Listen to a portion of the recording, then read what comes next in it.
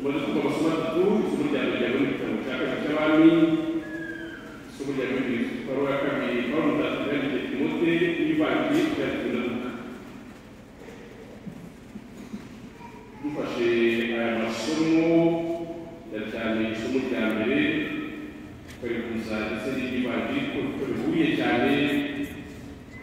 Turabona ababembe bakijijwe uburwayi bwabo. Isomo rya mbere Namani umunyasiriya yari umunyamahanga ntabwo yari umunyasiraheli, yari magambo bavuga ko ari umupagani utari umuryango wa Isiraheli. Kubisa uburyo yakijijwe uburwayi bwe, nyuma akajya gushimira Imana. Mu isomo ry'ivanjili twakubise Yesu yakijije abanyabwenge bari nabo bari abanyamahanga bafatwaga nk'abanyamahanga. Kuri amasomo yo gukaraba isomo rya mbere ni ivanjili aratwereka mbere na mbere uburyo Imana yacu ndetse Imana y'urwego muri Yesu Kristo ari Imana ikiza yifuza umucyo wa bene muntu, atari gusa kuri roho ahubwo no umubiri. Usibye ko Abanyayisiraheli umuntu bafite uburwayi bw'ibere n'ubugugu bavugaga yuko uburwayi bufite buhuriye n'uburwayi bwabo. Uburwayi bwabo bwigaragarizaga by'umwihariko muri ubwo burwayi bw'ibere bwafatwaga nk'indwara ikomeye cyane kandi yuko abanyamahanga rero bose twabumvise cyane cyane mu isomo rya mbere Namani umunyasiriya amaze gukizwa yagiye gushimira Imana, ashimira Imana ndetse yavuze no kwemera ko avuga ati nta yindi Imana iri usibye Imana ya Isiraheli yari umunyamahanga. Imana yujuje y'Imana yayo izindi n'ibigirwamana ajya gushimira.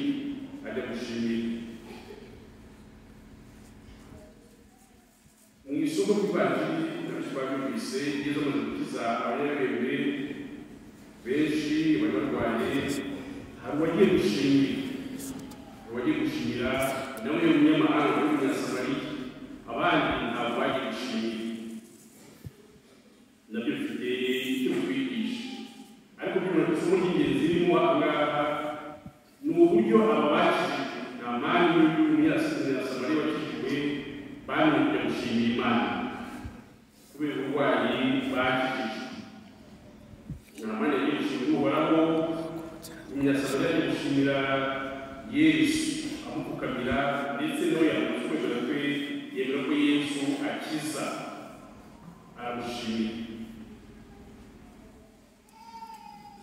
Mukanya bavuze yuko hari umukristo tuzatubikora kenshi dushimira Imana ibintu bitandukanye Imana yatugiriye, ariko hari rimwe na rimwe bitaza bwawe kumenya gushimira Imana. Hari byinshi Imana idukorera, ariko rimwe na rimwe cyangwa kenshi cyangwa byaho ko tubyibagirwa kubirenza amaso. Hari byinshi Imana idukorera, bigaragara n'ibitagaragara, ariko cyangwa se cyane twibutsa ni ukuzirikana ibyo byiza Imana igira mu buzima bwacu bwa buri munsi. Buri wese asubiza amaso inyuma guhera mu gihe runaka akareba uko yabaye, aho yanyuze n'uburyo yanyuze n'ibyo yahuye nabyo. Hari byinshi byamubwiramo gushimira Imana. Namani umunyasiriya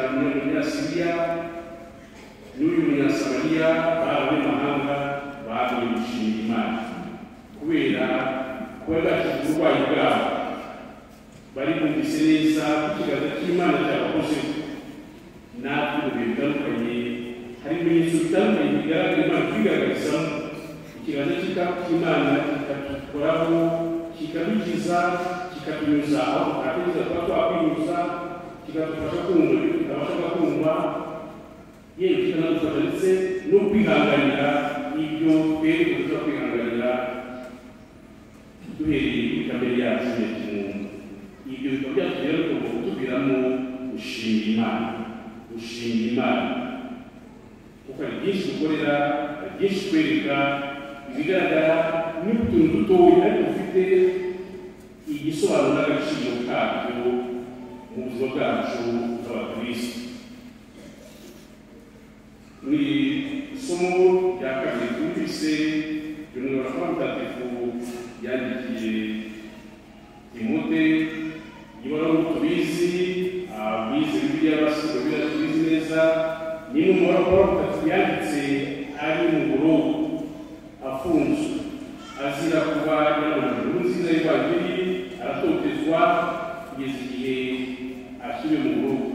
Ariko nubwo yari mu bikomeye ntabwo yaresaga gushimira Imana ndetse akomeza kuba umuhamya wo kwemera ibyo twese yandikiye Timote, amushishikariza gukomera kwemera yamuhaye. Timote turabizi yari umwe mu bigishwa ba Pawulo, yagendanye no kwemera ibyerekezo ubutumwa, igihe rero yari mu munyururu afunze mu bihe by'igeragezwa bitotezwa, yandikira Timote ibaruwa amukomeza mu kwemera cyane cyane murandikira kuba umuhamya w'Ivanjili bamamaje. Nibwo twumvaga agira ati nituvana na Kristo tuzabaho hamwe nawe, nitwimvane hamwe nawe, tuziyunguma hamwe nawe, nitumwihakana we ntazatwihakana, ahubwo azaza kubidahemuka kuko adashobora kwivuguruza. Aya magambo akomeye Pawulo yabwiye Timote afite ukuntu agenda areba mu bintu byose bitandukanye. Icyo gihe Kiliziya mu gihe cya Pawulo yari no mu bintu bikomeye by'itotezwa, bakababuza kwamamaza inkuru nziza ya Kristo wakuye akazuka. Pawulo ntabwo yashyize intege, ahubwo yakomeje kugenda akomeza n'abakomezaga ubutumwa, abashishikariza kurushaho kumera kuri Yesu Kristo wakuye akazuka kandi bahamagarizwa kwamamaza. Niyo mpamvu yavuga ati kubera Kristo wakuye akazuka wanyeretse akabona ibitangaza, niyo bituma nihanganira byose, n'ibigeragezo ndimo kugira ngo abantu bose bumve neza ko Imana yabatoye kandi ibyo bikore bigira umucyo bagomba kwakira muri Yesu Kristo wakuye akazuka. Pawulo mutagatifu ni umwe ku gihe cye, ubutumwa Pawulo mutagatifu yatangiye muri Kiliziya gikomeza, ariko Kiliziya nayo igihe gitekereje mu cya Yesu Kristo mu gihe kirenge cya Pawulo mutagatifu. Ibyo bikomeye Pawulo mutagatifu yanyuze mu Evanjili nabyo byiza mu bihe by'amateka yayo, ibyo bitandukanye yagiye inyura muri ibigeragezo. Uyu munsi rero Pawulo atwibutsa yuko twebwe kwa Kristo, twebwe bakiriye Kristo, turamaze kumubera abahamya, tutagomba guteza ubwoba n'ibintu bikomeye tunyuramo cyangwa se twakunyuramo, ahubwo muri ibyo bikomeye tugomba kuba abahamya kuko ba Kristo. Turi mu mwaka wa Yubile y'imyaka makumyabiri twakira Ivanjili, twagiye tugarukaho kenshi. Muri mwaka wa Yubile ni igihe cyo kongera kuzirikana inama twateye, ariko tunareba imbere cyane cyane tuzirikana ku buhamya no ku butumwa bwa Kiliziya n'abakristo duhamagarirwa gutanga imico yacu muri isi yacu y'iki gihe none igenda itera Imana umugongo cyangwa se mwese yihakana Imana mu buryo butandukanye. Bavuze uyu munsi turatangiza ku mugaragaro umwaka ugenda gushinga diyoseze yacu ya Byumba hirya no hino mu maparuwasi. Nk'uko yavuze uyu mwaka utangiye, ni umwaka ukomeza mu rugendo rwa Yubile y'impurirane ya 2025 yo gucurwa kwa bene muntu y'imyaka 2025 twakiriye Ivanjili. Turacyari mu rugendo rwa Yubile, tuzasoza ku mugaragaro ku itariki ya 6 z'ukwezi kwa 12 muri uyu mwaka wa 2025.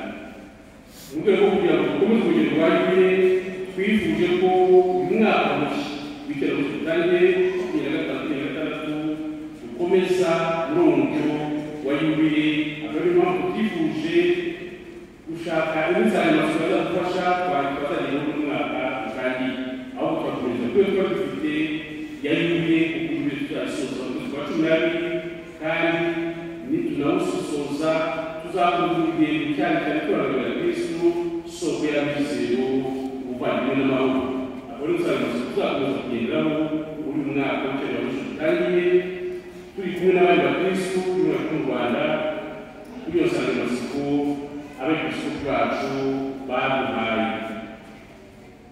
Hanyuma nidusoza yubi mu kwezi kwa 12 uzabona umwanya mukwiye abepiskopi bacu bazatugezaho ubutumwa cyane cyane butugaragaza abepiskopi muzakusanyiriza mu tuzabire buduhari icyerekezo gishya cy'icyengeranyo muri myaka iri imbere bikazatuma umwanya kubera kwezi kwa mbere kugeza mu kwa cyenda wabona kurangira uzazirikana kuri ubwo butumwa bw'abepiskopi bunadufasha cyane cyane twebwe nka kiliziya na diyoseze ya Byumba tukazagenda n'utwanamo ingingo zizadufasha kwinjira mu mwaka uri imbere mu utaha w'icyerekezo cya 2026 muri mwaka dutangiye turakomeza kujyana n'abakristo muri gahunda ya Jubile tugendera hamwe tuzirikana kuri Jubile y'ihuriro turimo cyane cyane kwibuza gusubira ku isoko turagaragara Kristo kugira ngo tube ku isoko y'amizero ubuvandimwe n'amahoro mu miryango yacu mu miryango remezo no mu butumwa bukora. Hanyuma nidusoza Jubile twebwe bimwe mu diyoseze gatolika ya Byumba twavuze mu myaka yashize ariko none tuzabona umwanya turadusoje Jubile y'ubugane ariko dutangira urugendo rushya rwa Jubile yacu ya diyoseze ya Byumba. Jubile y'imyaka 50 tuzahimbaza muri 2031. nkaba nifuza yuko nidusohoka muri Jubile y'ubugane tuzatangira hamwe na diyoseze n'umuryango w'Imana urugendo rwa imyaka 5 tuganisha kuri Jubile y'imyaka 50 y'ishingo rya diyoseze yacu gatolika ya Byumba aho twazana n'umwanya noneho buri cyerekezo nyacyo gifatika twifuza kuzajya tugendamo kituganisha kuri Jubile y'imyaka 50 mu byiciro bitandukanye by'ikeneramusho muri diyoseze yacu. Tuzabona rero kuzirikana wo kureba neza imbere mu byiciro bitandukanye by'ikeneramusho muri diyoseze yacu ya Byumba. Tukazageza ku itariki 31 z'ukwa munani dusoza umwaka none n'uri urugendo iyo gahunda y'icyerekezo cya Jubile nshya twatwinjiyemo tukazaba twashyize ku murongo tugatangiza umwaka mushya w'icyeneramusho 2027 dufite n'icyo cyerekezo kigali cy'imyaka 5 twibaza ikibazo tuti nk'umuryango w'Imana muri diyoseze ya Byumba muri 2050 turifuza kwigeramo tuhagaze dute ubukristo bwacu amaparuwasi imiryango gatolika ubukirisitu imiryango remezo abakateshiste mu kugerageza gushaka idufasha kugira ngo tubashe gusoza neza ubutumwa bwacu hirya no hino uburere bw'abaseminari abapadiri kwita ku bapadiri kwita ku matsinda atandukanye y'abakristo. Ibyo bizatuma duhuriza hamwe iyo gahunda y'imyaka 5 izatuyobora noneho buri mwaka tukagenda tugira icyo twibandaho ariko byose bigamije kugira ngo tuzagere kuri Jubile y'imyaka 50 ya diyoseze twageze ku ntego twifuza byose kandi tukazajya turekezwa na Yesu Kristo niyo tugomba kwamamaza n'urugendo rurerure. Akaba ariyo mpamvu umwaka uzatubera wo gusozanya Jubile n'abandi bakristo bo mu gihugu cyacu bagize atandukanye ariko noneho twamara kwisoza tukabona umwanya wo kwicara duhereye ubutumwa bw'uzaduha runaka tukagira icyerekezo tugomba guha imyiteguro y'Jubile yacu y'imyaka 50 y'ishingo rya diyoseze gatolika ya Byumba tuzahimbaza kuri mu mwaka wa 2031. ibyo yubile kandi ndabona turabicaye kumwe kuzaba umwaka wihariye ntabwo tuzaba turi mu gihugu twenyine hari n'abo tuba twisangiye ubwo twababwiye diyoseze gatolika ya Cyangugu nayo turi impanga izaba yihimbaza muri myaka 50 ishinzwe uko twari diyoseze zombi zashinzwe rimwe ariko muri icyo gihe hazaba hari n'indi yubile nayo yihariye bazagiye cyo kuyabwira tuzaba n'urukundo rwa myaka 50 Bikira Mariya n'abajambo abonekeye Kibeho 2021 urumva ko zaba ari yubile z'impurirane zikomeye ariko n'iyubile yindi yongera imyaka 50 nayo itureba ku buryo bwihariye tuzahuriza hamwe muri 2021 tuzaba umuryango wa Kabisi nabyo nababwira ntabwo ni umuntu ubizi nuko umwaka w'2021 tuzaba n'imbaga ya 50 bageze mu Rwanda kandi bacu bafite muri Paruwasi Nyinawimana izo yubile zose zifite byose tureba uburyo bw'ibyaha hafi ariko tubifata tuzerekanye n'abandi bavandimwe abakristu ab'Icyangugu ab'ikibeho twese kandi tureba n'abakalisa muri izo yubile y'ubwirane niyo mpamvu guhera mu kwezi kwa mbere umwaka tuzatangira 2026 uzabone gutegura icyo cyerekezo cya yubile ya diyoseze yacu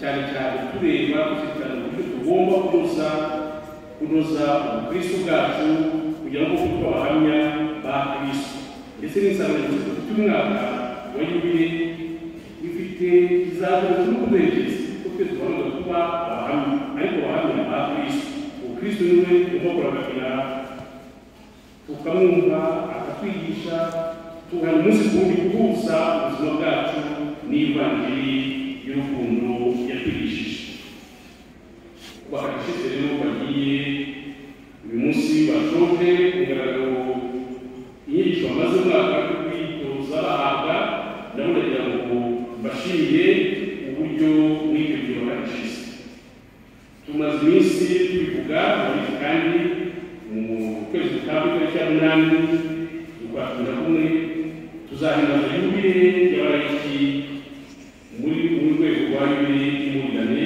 bikazagera hano iwacu diyoseze gatolika ya Nyinawimana z'ukwa 11 kuba ari uyu munsi dufite amahirwe yo gusoza icyiciro cy'amaze umwaka wiga nabyo bitubwira cyane cyane kumva inshingano twese dufite buri gihe wese n'akagishyize kuko agomba guhamya no kwerekana no kuba babigeza kwemera kwe ariko bakagishyize buno by'umwihariko bafite ubwo butumwa ntabwo ari umurimo ntabwo ari n'akazi ahubwo ni ubutumwa kwemera kwakiriye ntabwo kugurishwa ntabwo guhemberwa ahubwo ibyiza leta tuba tugomba kubisangiza abandi ariko mu by'umwihariko nibwo tukagishyize mu kuba mu inshingano zikomeye zo gufasha abandi bakristu kurushaho kumenya Kristu no kurushaho gukura mu kwemera mubasobanura amahame yo kwemera mubigisha cyane cyane mudufasha gutegura abana bacu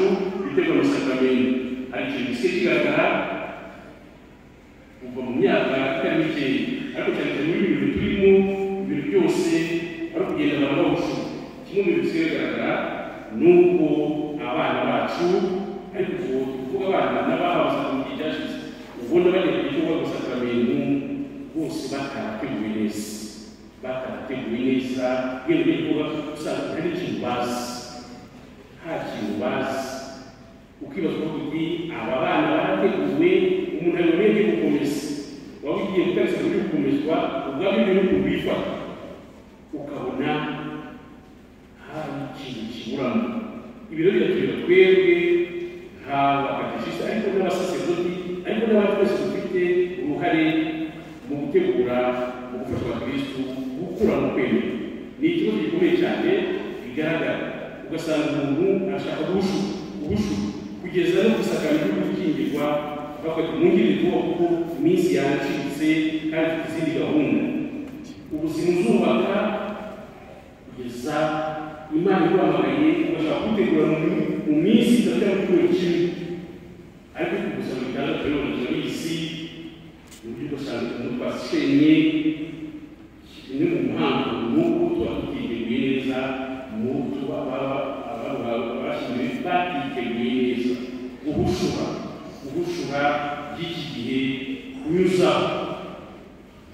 bineza kugira ngo ifite by'umwihariko cyane cyane kugira ngo twumve uburemere bw'ubutumwa bwacu. Mu gihe cyashize ntabwo turagaragaza kugaragara neza ko muri iyo yuriye twitegura yuriye imyaka 36 yatumva cyane cyane bijyanye n'ubwigisho nabyo hari imirongo migari kandi n'icyemezo tugomba kuzafata kugira ngo turusheho kunoza ubukristo bwacu. Birababaza y'umukristo rwose wenda akaba yatangira kuza mu misariko wawe ku ngingo zijyanye no kwemera ugasanga ntabwo ashinze imizi neza. Navugaga mu gihe cyashize ari twabiganiyeho ariko twifuza ko mu rwego rwo kunoza ubukristo no gutegura amasakaramentu muri iyo gahunda hari icyo tugomba kuzavugaho kandi tukakiyemeza nk'abakirisitu nka diyoseze mu maparuwasi kugira ngo tube abahamya bakwakwemera nyako. Nta bandi bazaza kuba kwemera kwacu ni twebwe tugomba guhamagarirwa guhamya ukwemera kwacu. Ntabwo rero bazaza kubidukorera kugira ngo dukorere ntawe utanga icyo adafite. Tugomba kugira icyo tugira uko kwemera kwacu tukaduhindura none tukaba abahamya babo. Wakateshiste ndabashimira urugero mwakoze. Nzi ko bisaba umwanya, bisaba ubwitange, ariko ubwitange Imana yitangira Kiliziya ntabwo agomba kugira ngo n'umuntu cyangwa se ngo yicuze impamvu abikora. Tukaba tubashimira rero kandi tubasabira tuzakunda kubasabira twerekana inzira byacu kugira ngo musoze neza ubutumwa bwo kuba abahamya n'abigisha b'ukwemera kwacu, cyane cyane mu gutegura abagomba guhabwa amasakaramentu, ariko n'ubundi butumwa Kiliziya bahamagarira mu miryango remezo yanyu, mu masekisari, masantarari, muri paruwasi n'ahandi Kiliziya ishobora kubakenera. Kandi namwe mwumva ko mukenewe kugira ngo mufashe Kiliziya kugeza ukwemera ku bakristo bandi babikeneye. Bari bashimira mu mwanya tukabasabira kandi twese n'isengesho ishimira n'abateguye kandi yone kandi ishizwe imyigishirize y'Iyobokamana muri diyoseze urugendo mukorana umwaka wose. Nk'abantu gushimira ubutumwa yakoze kandi agomba gukora namwe tuzafatanya kuko igice cyane cyararangiye murakirangije. Abandi bakurikira nabo hano nabo bagomba kuba urugendo kugeza mu mpera z'umwaka utaha. Nabo tukazishimira umunsi w'uyu kubaha icyemezo kigaragaza ko bakurikiye ayo masomo y'uko abakateshiste bagomba gufasha amaparuwasi yarohereje amaparuwasi mukomoka amaparuwasi mutuyemo. Tubasabire rero kandi ibifatanya n'umuryango w'Imana n'amaparuwasi hirya no hino muri diyoseze yacu uyu munsi dutangiza umwaka mushya w'ikenura mushya. Twese dukomeze urugendo rwanyuye muri uyu mwaka muto dutangiye turangurira Kristo tubere isoko y'amizero, ubuvandimwe n'amahoro. Nyagasani Yesu namwe namwe tubanza tuvuge twaramuze kwemera